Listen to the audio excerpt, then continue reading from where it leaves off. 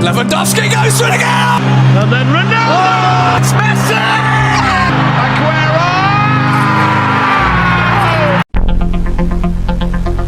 Hey guys, it's Divyansh, welcome back to another episode. और इस episode पे हम लोग बात करने वाले हैं इस पूरे यूरोपियन चैंपियनशिप के सबसे ज़्यादा थ्रिल और सबसे ज़्यादा डिफिकल्ट ग्रुप यानी ग्रुप एफ के बारे में, जिसमें है पोर्चुगल, हंगरी, फ्रांस और जर्मनी।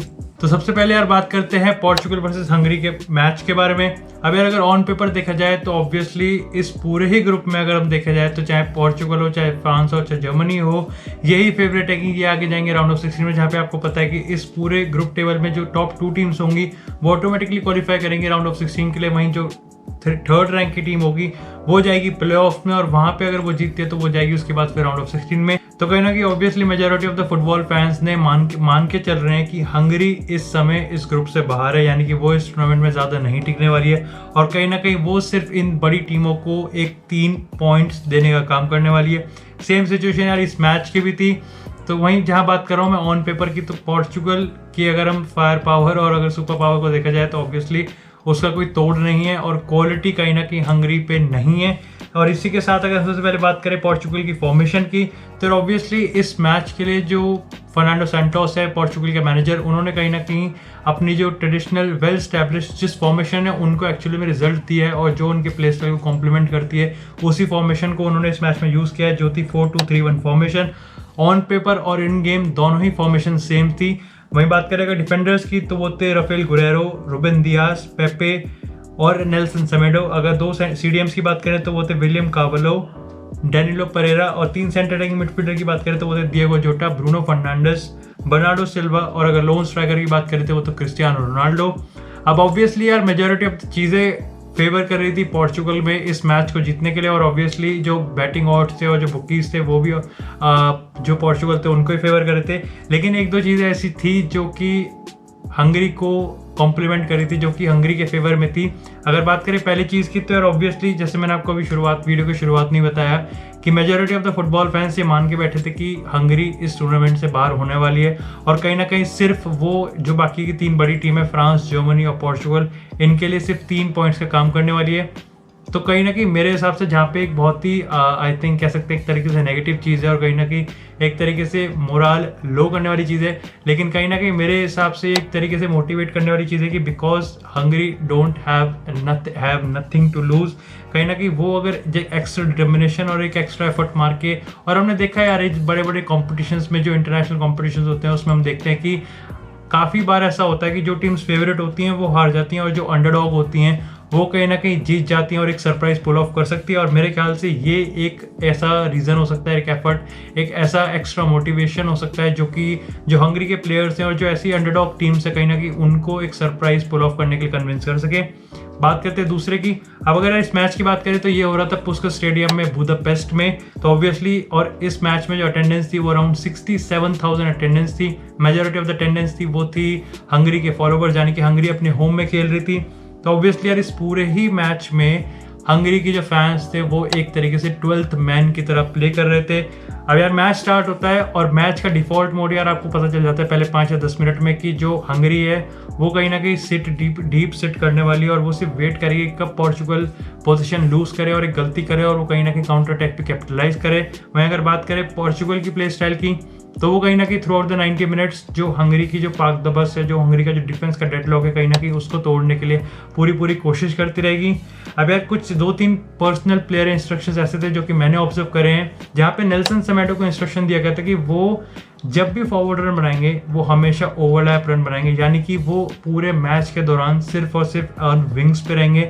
अब चाहे वो वहाँ से क्रॉस करें, चाहे वो दूसरी क्रिएटिविटी करें, लेकिन उनको इंस्ट्रक्शन मिल रखा था विंग्स पे रहने का, और जो कि अलाउ करता कि जो बर्नार्डो सिल्वा है वो as a false 9, as a centre forward या फिर एज अ बॉक्स में जाके कुछ कट वट मतलब क्लिनिकल कुछ क्रिएटिव कर सके। तो ये एक राइट बैक की तरह इंस्ट्रक्शन था। वहीं अगर दूसरी तरफ बात करें राफेल गुरेरो की, तो राफेल गुरेरो को यार एक इंस्ट्रक्शन मिल रखा था ओवरलैप का बिल्कुल उल्टा, जो कि हम कहते हैं इन्वर्टेड मिडफील्डर का। अब यार आपको पता है कि जो राफेल गुरेरो हैं वो बुंदेसलीगा में खेलते हैं डॉर्टमुंड के हिसाब से, जहाँ पे एट टाइम्स वो लेफ्ट बैक की पोजीशन पे खेलते हैं, तो कहीं ना कहीं वो लेफ्ट मिडफील्डर की पोजीशन पे खेलते हैं। तो कहीं ना कहीं फर्नांडो सैंटोस जो कि पोर्चुगल के मैनेजर है, उनको ये पता है कि राफेल गुरेरो की जो क्वालिटीज़ हैं एज अ मिडफील्डर वो कहीं ना कहीं हम इग्नोर नहीं कर सकते। तो उनको as a left back use करते हुए कहीं ना कहीं उनकी क्वालिटीज़ को हम मिडफील्ड में कॉम्प्लीमेंट करेंगे। और आगे जाके हमने देखा भी यार जो पोर्चुगल की तरफ से पहला गोल आता है 84th मिनट, वो भी कहीं ना कहीं इसी इंस्ट्रक्शंस को कॉम्प्लीमेंट करता है। लेकिन अगर बात करें दूसरी तरफ पोर्चुगल की, तो यार पोर्चुगल के प्लेयर्स पे पहले 5-10 मिनट में ही एक अलग से जो काम और कंपोजर होता है वो कहीं ना कहीं देखने को मिल जाता है। उनका जो प्ले स्टाइल है वो काफ़ी ज़्यादा स्पॉट ऑन था, काफ़ी ज़्यादा फ्लूइड था, और जो भी वो मूव कर रहे थे, चाहे वो डिफेंस से मिडफील्ड की बात हो, मिडफील्ड से अटैक की बात हो, काफ़ी ज़्यादा फ्लूइड लग रहा था उनका प्ले स्टाइल। इवेंचुअली हमने देखा कि यार पहले 5-10 मिनट में डिएगो जोटा ने 2 बड़े चांसेस मिस कर दिए।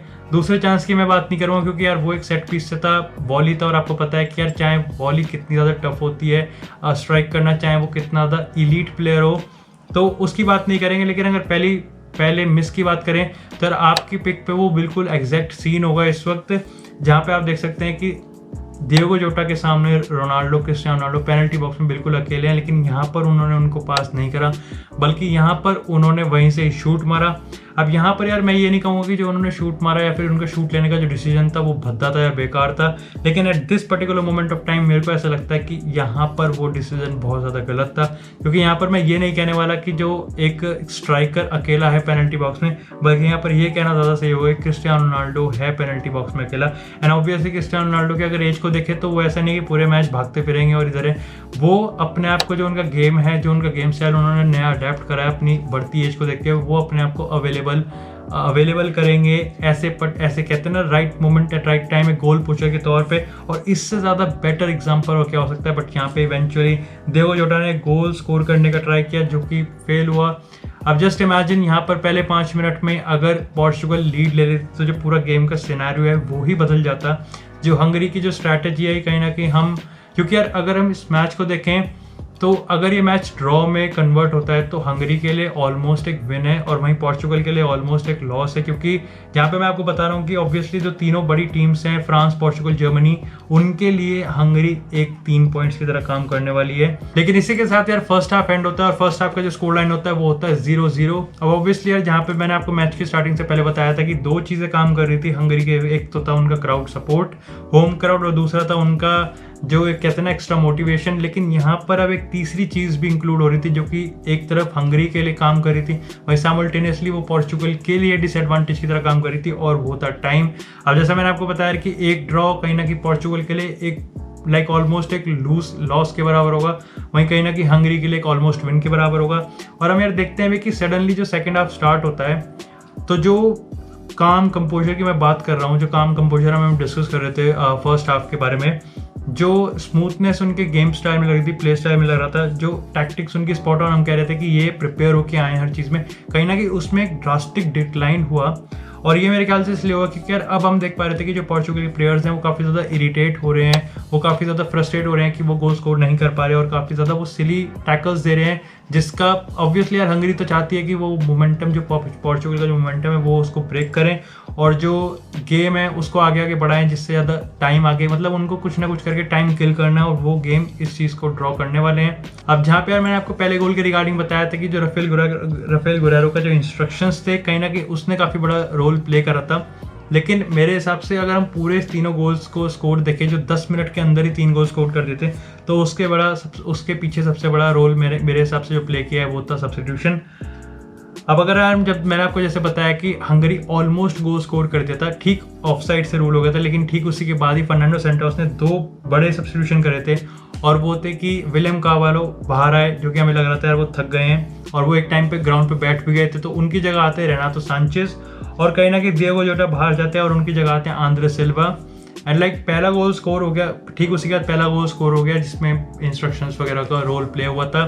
लेकिन जो दूसरा गोल स्कोर हुआ था उसका 98% पार्ट प्ले करा था कहीं ना कहीं रेनातो सांचेज ने, उन्होंने ही वो पेनल्टी विन करी थी। और कहीं ना कहीं यार पूरा गेम जो था ना, पूरा गेम का जो सीन था, पूरा गेम का जो रिदम था, वो कहीं ना कहीं एकदम से पोर्चुगल के हाथ में आ गया था। क्योंकि सब्स्टिट्यूशन से पहले कहीं ना कहीं ऐसा लग रहा था कि जो हंगरी के प्लेयर्स हैं, जो हंगरी के फैंस हैं, कहीं ना कहीं जो भी हंगरी को सपोर्ट कर रहे हैं, वो कहीं ना कहीं ऑलमोस्ट कन्विंस दिख रहे थे कि ये मैच ड्रॉ में कन्विंस होने वाला है। और कहीं से भी देख के ऐसा ही लग रहा था कि आउट ऑफ नोवेयर पोर्चुगल कुछ ऐसा क्रिएट कर देगी कि एकदम से गोल स्कोर हो जाएगा।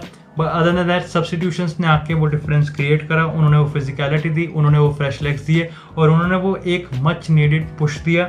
और इसी के साथ यार इस मैच को पोर्चुगल ने 3-0 से हंगरी को बीट कर दिया है। बात करते हैं यार इस ग्रुप के दूसरे मैच की, और ये था पहले वाले से भी ज़्यादा बड़ा ब्लॉकबस्टर मैच, और ये मैच था फ्रांस वर्सेस जर्मनी।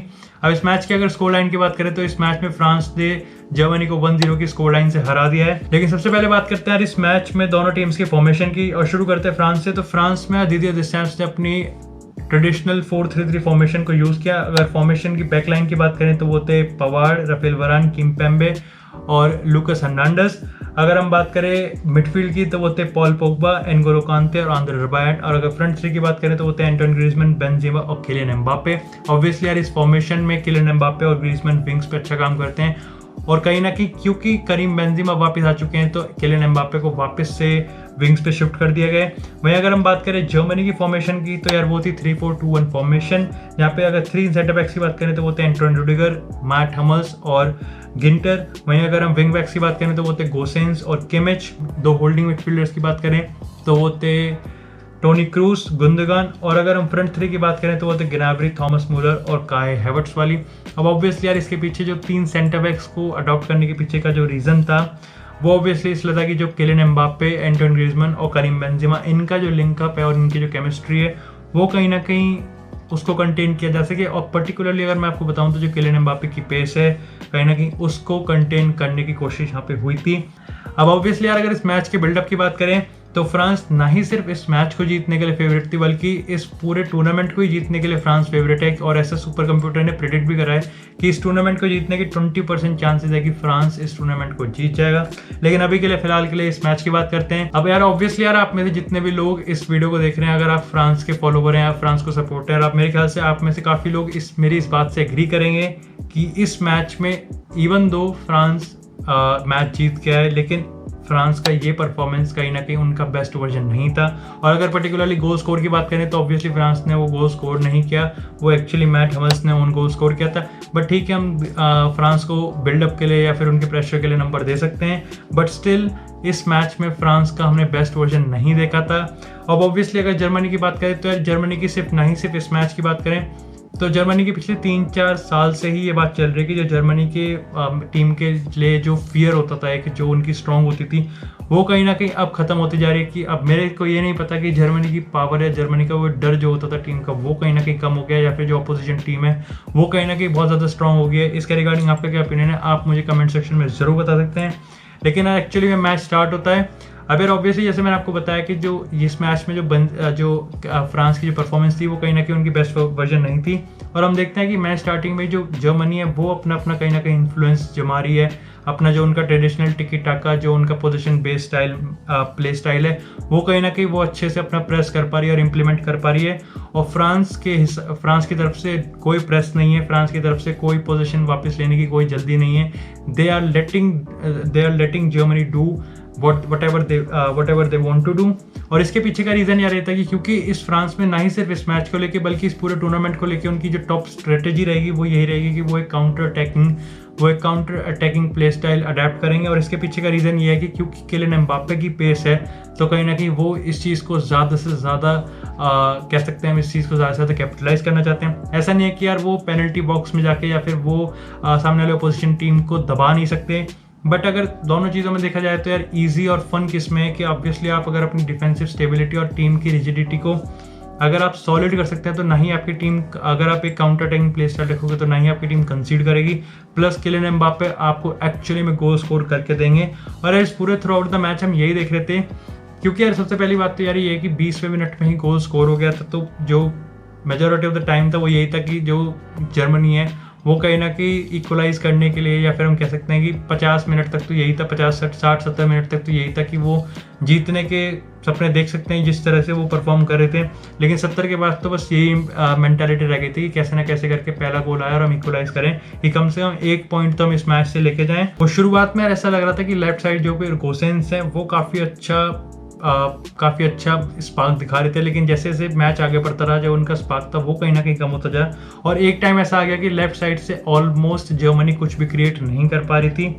लेकिन हमने देखा कि यार उसके बाद राइट साइड से जहाँ पे Joshua Kimmich right wing back पे थे, like he had done almost everything he could do. भाई उनके हाथ में जितना था उन्होंने उतना करा है। बट यहाँ पे एक चीज़ कमी आती है और उस चीज़ की कमी ये है कि इन दोनों टीम के बीच में सबसे बड़ा डिफरेंस क्रिएट होता है वो था कि Germany don't have a number 9। Joshua Kimmich right wing back पे क्रॉस डाल रहे थे। ऐसी ऐसी काफ़ी हमने स्पॉट्स देखे जहाँ पे एक्चुअली में जर्मनी एक नंबर 9 को मिस कर रही थी। इवेंचुअली अगर हम आगे देखें तो ग्नाब्री थे, काय हैवर्ट्स थे, थॉमस मुलर थे, but they are not a proper number 9। तो यहाँ पर एक प्रॉपर नंबर 9 की कमी बहुत ज़्यादा महसूस हो रही थी जर्मनी के प्ले स्टाइल में। ऑब्वियसली जोशुआ किमिच से जो हो रहा था वो कर पा रहे थे।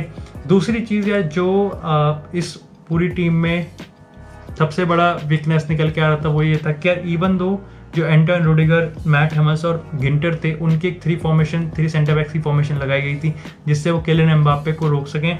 बट इवेंचुअली ये फेल हो रहा था और हमने देखा कि यार through out the game her 5 minute में, जैसे यार मैंने आपको बताया कि 20 मिनट में ही फ्रांस ने लीड ले ली थी, तो उसके बाद तो ऑब्वियसली ये हो रहा था कि जर्मनी अटैक करने की कोशिश कर रही थी और फ्रांस पीछे बैठ के आराम से डिफेंस कर रहा था। लेकिन हर 5 या 6 मिनट में बाद फ्रांस का एक काउंटर अटैक ऐसा आता था और वो ऐसा वैसा काउंटर अटैक नहीं होता था कि ठीक है भाई हम काउंटर अटैक कर रहे हैं।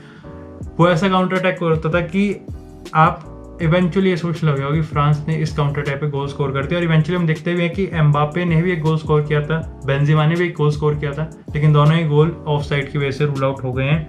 उसके बाद हमने देखा कि आंद्रे रबाइट ने सेकंड हाफ में जाके गोल पोस्ट एक गोल स्कोर, एक ऑलमोस्ट मेरे हिसाब से आपकी स्क्रीन पे वो पिक होगी, यहाँ पर ऑलमोस्ट ग्रीजमैन को वो असिस्ट दे देना चाहिए था, वो टैप इन होता उनके लिए, लेकिन उन्होंने यहाँ पर ऑप्ट किया। जो उनका यहाँ डिसीजन था वो था कि वो यहाँ से शूट लेंगे, जो कि गोल पोस्ट पे लगा और वो गोल नहीं हुआ।